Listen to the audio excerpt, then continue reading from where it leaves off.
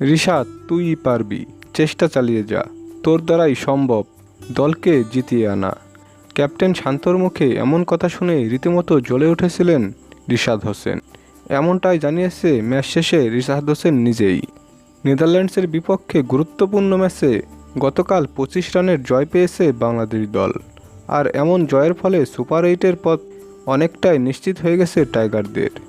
ম্যাচে সাকিব আল হাসানের ব্যাটিংয়ের পর বল হাতে ভেলকি দেখান রিশাদ হোসেন। এই ভেলকির 15তম ওভারেই ম্যাচের মোড় ঘুরিয়ে দেয়। এ বিষয়ে ম্যাচ শেষে রিশাদ হোসেন বলেন, শান্ত ভাই আমাকে বলেছিল তুই পারবি, চেষ্টা চালিয়ে যা, বাকিটা আল্লাহর ইচ্ছা।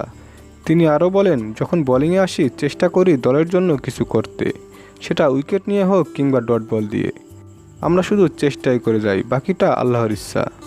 এমনটাই জানিয়েছেন রিশাদ হোসেন। তবে রিশাদ হোসেন একটা কথা গুরুত্ব সহকারে বলেছেন। তিনি বলেন, শান্ত ভাইয়ের ওই কথাটা শোনার পরেই আমার মন মানসিকতা চেঞ্জ হয়ে যায়। তারপরে নিজের সর্বোচ্চটা দিয়ে চেষ্টা করেছি দলের জন্য কিছু করার, বাকিটা আল্লাহর ইচ্ছায় হয়েছে, এখানে আমাদের কোনো কৃতিত্ব নেই। দর্শক, রিশাদ হোসেনের এমন কথা শুনে মুগ্ধ হয়েছে বাংলাদেশের ক্রিকেট প্রেমীরা। বাংলাদেশের এমন দুর্দান্ত জয়ের পেছনে রিশাদ হোসেনের অবদান কতটুক, এ বিষয়ে আপনার মতামত অবশ্যই কমেন্টে জানিয়ে দিন।